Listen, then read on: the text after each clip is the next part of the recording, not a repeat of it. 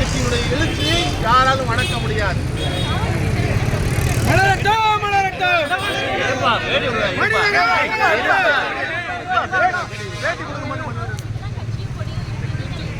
மனிதநேய ஜனநாயக கட்சி எங்கள் வசம் மட்டுமே இருக்கின்றது.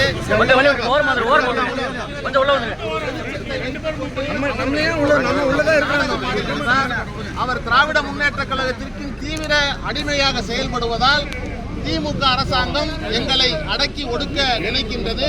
மனிதநேய ஜனநாயக கட்சியை பொறுத்த வரைக்கும் நாங்கள் தான் கட்சியின் உண்மையான நிர்வாகிகள். நாங்கள் நீதிமன்றத்திலே வழக்கு தொடர்ந்திருக்கின்றோம். உண்மையிலேயே தமிமுன் அன்சாரி மனிதநேய ஜனநாயக கட்சிக்கு சொந்தம் கொண்டாடுவாரானால் அவர் நீதிமன்றத்திற்கு வந்து அவருடைய கருத்தை சொல்லட்டும். தொடர்ந்து கடந்த 4 மாதங்களாக நீதிமன்றத்திலே வாய்தா வாங்கி கொண்டு செல்லுகின்றவர் எப்படி கட்சிக்கு சொந்தம் கொண்டாட முடியும்?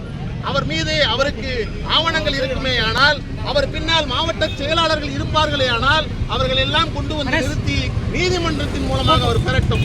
அது அதிகார துஷ்பிரயோகம் செய்து மனிதநேய ஜனநாயக கட்சியை ஒருபோதும் யாரும் ஆக்கிரமிக்க முடியாது, அனுபவிக்கவும் முடியாது. காவல்துறை எங்களை கைது செய்வதாக சொல்லியிருக்கின்றார்கள். கைது செய்தாலும் இந்த செயற்குழு கூட்டம் நடைபெறும்.